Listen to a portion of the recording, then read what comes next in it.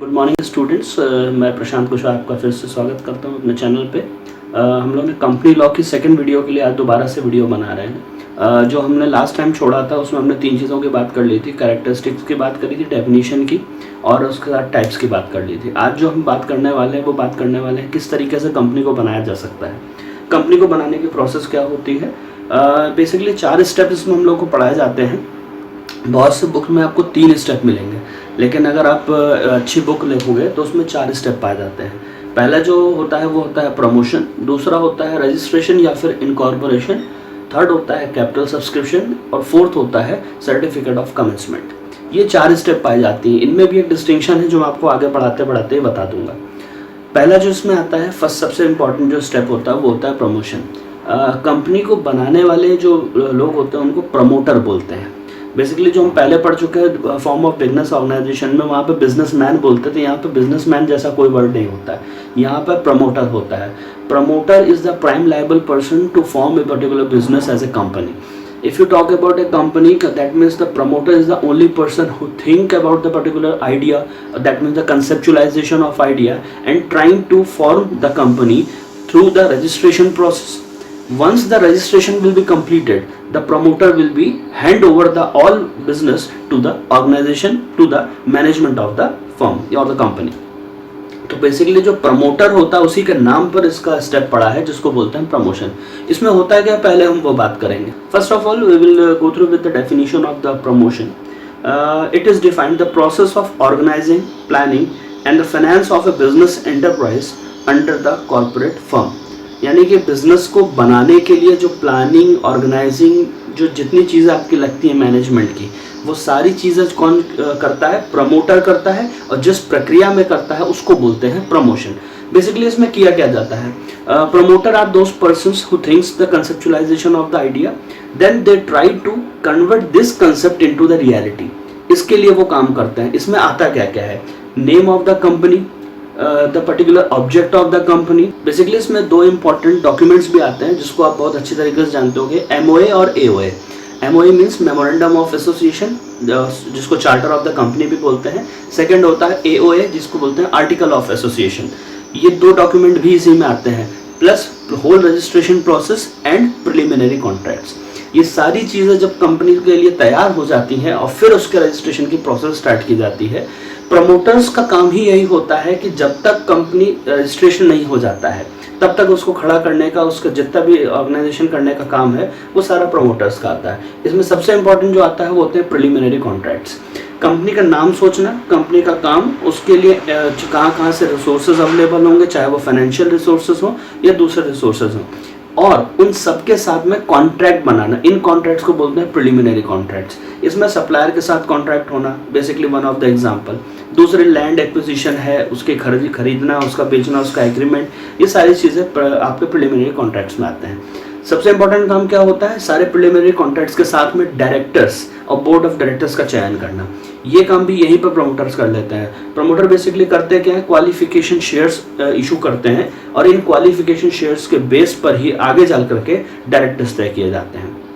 ये board of director भी promotion के लेवल पे ही तय कर लिया जाता है। तो बेसिकली ओवरऑल अगर बात किया जाए तो प्रमोशन वो स्टेप है जो कंपनी का कंसेप्ट से लेकर के कंपनी के रजिस्ट्रेशन तक पूरा किया जाता है, और इसको प्रमोटर करता है। और एक चीज बता दूं, प्रमोटर का कोई भी रिलेशन जो कंपनी के साथ होता है उसको एक टर्म दिया गया है, fiduciary relationship. That means a company and the promoter relationship is known as fiduciary relationship. Fiduciary relationship means relationship of trust and confidence. यहाँ पे आगे चल के प्रमोटर कंपनी को ज्वाइन नहीं कर सकता है, कंपनी में कोई बोर्ड ऑफ डायरेक्टर या डायरेक्टर जैसा पद नहीं ले सकता है। तो बेसिकली प्रमोटर का काम क्या होता है कि कंपनी को बनाया, फिर हैंडओवर किया मैनेजमेंट को, और ऑर्गेनाइजेशन से बाहर हो गया। इसलिए इसको टर्म दिया गया है the relationship of A promoter and A companies fiduciary relationship, relationship of trust and confidence. This is your first step of formation of the company. यानी कि अगर कंपनी बनानी तो सबसे पहले जो आपको स्टेप करना है वो होता है प्रमोशन। अब आती है सेकंड वाले की बात, जो होता है इनकॉर्पोरेशन और रजिस्ट्रेशन ऑफ द कंपनी। चूंकि हमारे इंडिया में कंपनी एक्ट 1956 चलता है, तो हमें अगर कंपनी का रजिस्ट्रेशन या इनकॉर्पोरेशन कराना है तो वो कंपनी एक्ट के अंतर्गत यानी कि 1956 के अकॉर्डिंग करना पड़ेगा। अगर आपको अपनी कंपनी रजिस्टर करनी है तो आपके पास जो प्रिलिमिनरी कॉन्ट्रैक्ट्स हैं, जो नेम है, ये सारी चीज़ें जो अपने प्रमोटर्स ने आपको करके दी है, प्रमोटर इसी रजिस्ट्रेशन की जब तक प्रक्रिया खत्म नहीं होते तब तक उनका रोल खत्म नहीं होता है। तो वो कंपनी एक्ट 1956 में सारे डॉक्यूमेंट सबमिट करेंगे, सारा जितने भी फॉर्मेलिटीज उनको पूरा करेंगे। जब डायरेक्टर नियुक्त हो जाएगा, और डायरेक्टर नियुक्त कब होगा, जब कंपनी का रजिस्ट्रेशन हो जाएगा। ये सारी प्रोसेस जब पूरी हो जाएगी तो वो पूरा मैनेजमेंट उठाकर बोर्ड ऑफ डायरेक्टर्स और डायरेक्टर जो एग्जीक्यूटिव डायरेक्टर होगा उसको सबमिट कर देते हैं, और उसके बाद कंपनी से निकल जाते हैं। क्योंकि कंपनी का ये दायित्व तो होता है कि प्रमोटर ने इतना सारा काम किया बिना किसी स्वार्थ के, बिना किसी किसी तरीके का बेनिफिट लेने के, तो उनको कुछ दिया जाए। तो बदले में उनको क्या दिया जा सकता है, उनको राइट शेयर दिए जा सकते हैं, उनको बोनस शेयर अलॉट किए जा सकते हैं। ये वो चीज़ें हैं जो कंपनी अपने प्रमोटर्स के लिए किया जा सकता है। उसके अलावा प्रमोटर्स के पास एक वीटो पावर भी होता है। ये वीटो पावर का मतलब क्या होता है कि कंपनी के पूरे लाइफ स्पैन में प्रमोटर कभी भी अपना वीटो पावर यूज कर सकता है और किसी भी डिसीजन को हाँ या ना में बदल भी सकता है, अब बशर्ते वो डिसीजन उसको लगता हो कि कंपनी के फेवर में है। तो प्रमोटर को एक ये राइट भी होता है। दूसरा एक और राइट बहुत इंपॉर्टेंट प्रमोटर के लिए होता है, कंपनी जब भी बिकेगी तो सबसे पहले उसको एक्वायर करने का या उसको लेने का जो राइट होता है वो प्रमोटर को दिया जाता है। बेसिकली मैंने आपको इन शॉर्ट में बता दिया कि इनकॉर्पोरेशन या रजिस्ट्रेशन के लिए क्या क्या चीज़ें ज़रूरी होती हैं और किस तरीके से किया जाता है। इनके लिए कुछ डॉक्यूमेंट्स भी रिक्वायर्ड होते हैं। मैं आपको लिस्ट वाइज छोटे छोटे चीज़ें बता दे रहा हूँ जो सबसे इसेंशियल होते हैं। सबसे पहले आपको रजिस्ट्रार ऑफ द कंपनीज़ की कंपनी की जो एसेंट होती है, कंसेंट चाहिए होती है, वो चाहिए होती है। इसमें अप्रूवल लगेगा। सेकेंड जो चीज़ आपको चाहिए होती है वो to get a letter of intent from the industries development and regulation act के अंतर्गत, यानी कि अगर आपको अपनी कंपनी खोलनी है तो आपके पास ये सर्टिफिकेशन भी होना चाहिए, लेटर ऑफ रिकमेंडेशन का। थर्ड होता है memorandum of association and article of association. बिना इन दो डॉक्यूमेंट्स के आप कंपनी रजिस्टर नहीं कर सकते। तो जब भी आप कंपनी को रजिस्टर करना चाहेंगे तो आपके पास MOA और AOA होना चाहिए। Fourth and important one is preliminary contract. जैसे कि मैंने अभी बताया कि आपके पास प्रिलिमिनरी कॉन्ट्रैक्ट्स भी होने चाहिए, प्लस मेमोरेंडम ऑफ एसोसिएशन और आर्टिकल ऑफ एसोसिएशन में जितना भी ड्यूली साइंड स्टैम्प्ड डॉक्यूमेंटेशन होता है वो सारा कंप्लीट होना चाहिए। अदरवाइज लीगल फॉर्मेलिटी कम होने की वजह से डॉक्यूमेंट रिजेक्ट भी हो सकता है। Written consent of the directors for the capacity. सारे डायरेक्टर्स जो डायरेक्टर्स बनना चाहते हैं यानी कि प्रपोज डायरेक्टर्स, उनकी रिटन कंसेंट होनी ज़रूरी है। जब तक ये नहीं होगा आपका पूरा डॉक्यूमेंटेशन नहीं हो सकता। उसके अलावा statutory declaration by the all legal requirements act accordingly, यानी कि जितने भी अपने एक्ट बनाए, प्रिलिमिनरी कॉन्ट्रैक्ट्स बनाए हैं, वो सारी चीज़ें लीगल हैं। इसका एक कंसेंट लेटर भी होगा डिक्लेरेशन लेटर के साथ में। जब इतनी सारी चीज़ें डॉक्यूमेंटेशन आपके पूरे हो जाएंगे तो फाइनली आपकी कंपनी रजिस्टर की जाएगी। आपकी कंपनी का नाम किसी दूसरे कंपनी के नाम से रिजेंबल यानी कि मिलता जुलता नहीं होना चाहिए। एब्रीविएशन एक जैसा नहीं होना चाहिए किसी एग्जिस्टिंग कंपनी की तरह से। तो आपकी कंपनी को नाम को भी रजिस्ट्रेशन मिल जाता है। ये एक प्रोसेस होती है जिसके थ्रू आपकी कंपनी अब बन गई है। तो हमने 2 स्टेप पढ़ लिए, प्रमोशन पढ़ लिया पहला, सेकंड हमने पढ़ लिया जो है इनकॉर्पोरेशन या रजिस्ट्रेशन। ये 2 ऐसे स्टेप हैं जो पब्लिक कंपनी और प्राइवेट कंपनी दोनों के लिए समान है। लेकिन इसके बाद के जो 2 स्टेप आते हैं उन दोनों स्टेप्स में चेंजेस होते हैं पब्लिक में और प्राइवेट में। अगर हम बात करें प्राइवेट कंपनी की तो थर्ड जो स्टेप आता है वो प्राइवेट कंपनी के लिए थर्ड और फोर्थ दोनों ही ज़रूरी नहीं है, मतलब कंपलसरी नहीं है। वो चाहे तो करे या ना चाहे तो ना करे, लेकिन जो पब्लिक कंपनी उसे थर्ड और फोर्थ दोनों स्टेप से होकर गुजरना कंपलसरी होता है। थर्ड स्टेप आपका आता है कैपिटल सब्सक्रिप्शन।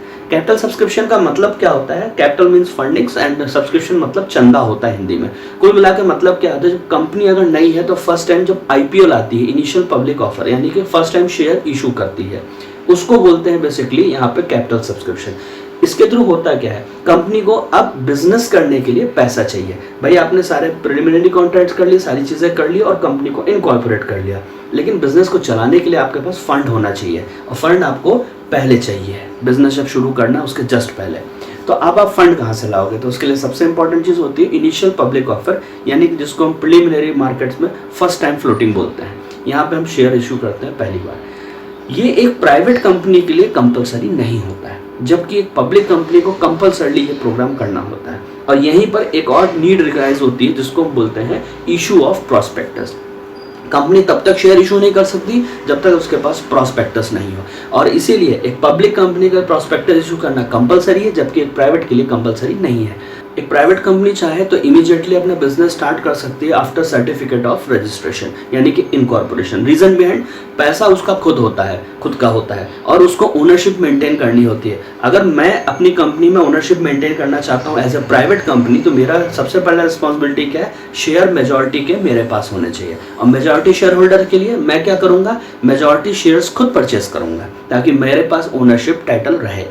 इसीलिए यहाँ पर मैं कंपनी का इशू चाहूँ तो प्रॉस्पेक्टस का नहीं करूँ, या फिर मेजॉरिटी शेयर होल्डर खुद बन जाऊँ और माइनॉरिटी शेयर्स के लिए मैं अपना इशू कर सकता हूँ प्रॉस्पेक्टस। इसकी जगह पे एक चीज़ और भी यूज़ की जा सकती है, उसको बोलते हैं प्रॉस्पेक्टस इन ल्यू, LIEU। प्रॉस्पेक्टस इन ल्यू मतलब एक तरीके का सब्सटीट्यूशन है ये आपके प्रॉस्पेक्टस का। और यहाँ पे क्या होगा, जो माइनॉरिटी शेयर बचे हुए हैं, जो मेजॉरिटी मैंने ले ली, उसके बाद बचे हुए शेयर्स उनको मैं फ्लोट कर दूं ताकि मेरे पास कैपिटल भी आ जाए बाहर से भी और मेरी खुद की भी कैपिटल हो जाए। इसलिए एक प्राइवेट कंपनी चाहे तो इस स्टेप को स्किप कर सकती है। पब्लिक कंपनी के लिए कंपलसरी हो जाता है कि उसको शेयर इशू तो करना ही, क्योंकि उसके पास खुद का कोई फंड नहीं होता है और उसके इसीलिए उसके रियल ओनर्स उसके इक्विटी शेयर होल्डर माने जाते हैं। तो इसलिए उसको कैपिटल सब्सक्रिप्शन के लिए इशू ऑफ प्रॉस्पेक्टस करना जरूरी है और उसके बाद उसको अलॉटमेंट करना पड़ता है शेयर का। और इसका भी प्रोसेस जो लोग पहले से पढ़ चुके होंगे कंपनी लॉ, उनको पता होगा कि इसमें बेसिकली क्या होता है, हम शेयर्स इशू करते हैं, कॉल्स मांगते हैं, first call, second call, third call, और उसके बेसिस पर हम अलॉटमेंट करते हैं शेयर्स का। वो सारी प्रोसेस अलग है। तो मैं यहाँ पे आपको शॉर्ट में इतना बताना चाहता हूँ कि capital subscription is compulsory for public company. Fourth step जो आपका आता है, जो उसकी हम बात कर रहे हैं फॉर्मेशन में, वो आपका होता है सर्टिफिकेट ऑफ कमेंसमेंट। ये भी पब्लिक कंपनी के लिए कंपलसरी है और प्राइवेट के लिए कोई ज़रूरत नहीं होती इसकी। अगर वो चाहे तो इशू करे, नहीं चाहे तो नहीं इशू करे। इसमें क्यों है ऐसा, क्योंकि जो सर्टिफिकेट ऑफ कमेंसमेंट होता है, जैसे ही सर्टिफिकेट ऑफ रजिस्ट्रेशन आपको मिल जाता है या इनकॉर्पोरेशन मिल जाता है, तुरंत बाद कोई भी प्राइवेट कंपनी अपना बिजनेस स्टार्ट कर सकती है।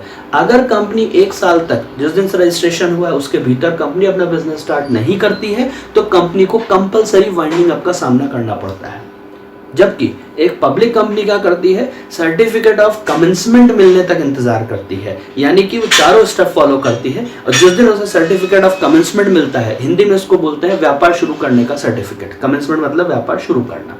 या अगर उसको सर्टिफिकेट ऑफ कमेंसमेंट मिल जाता है तो जैसे ही उसको मिलता है उसको तुरंत बिजनेस स्टार्ट करना होता है। अगर उसने भी 1 साल के भीतर अपना बिजनेस स्टार्ट नहीं किया तो कंपनी को कंपलसरी वाइंडिंग अप का सामना करना पड़ता है। यानी कि इन बोथ केसेस पर फर्क क्या पड़ता है, वहां सर्टिफिकेट ऑफ रजिस्ट्रेशन मिलने के बाद 1 साल के भीतर अगर कंपनी ने बिजनेस स्टार्ट नहीं किया, प्राइवेट कंपनी ने, तो वो वाइंड अप कर दी जाएगी कंपलसरली। और अगर पब्लिक कंपनी में सर्टिफिकेट ऑफ कमेंसमेंट मिलने के 1 साल के भीतर नहीं किया तो उसको भी वाइंडिंग अप का सामना करना पड़ सकता है। तो बेसिकली ये 4 स्टेप होते हैं किसी भी कंपनी को बनाने के लिए। तो इसको हम पढ़ दिया है, आप लोग समझ लीजिए। अगर आपको इन 4 स्टेप में कोई भी प्रॉब्लम आती है तो आप मुझे कमेंट सेक्शन में पूछ सकते हैं, या फिर मेरा व्हाट्सएप नंबर जो आप लोगों के पास है आप उससे भी पूछ सकते हैं। तो ये आज तक के लिए हमारा वीडियो इतना ही था। इसमें हमने केवल फॉर्मेशन पढ़ा है। कंपनी लॉ के नेक्स्ट वीडियो के लिए हम लोग एक बार फिर से एक और वीडियो बनाएंगे, जल्दी आपके साथ मिलेंगे। वीडियो अच्छा लगा हो तो लाइक, शेयर एंड सब्सक्राइब कीजिए। Thank you.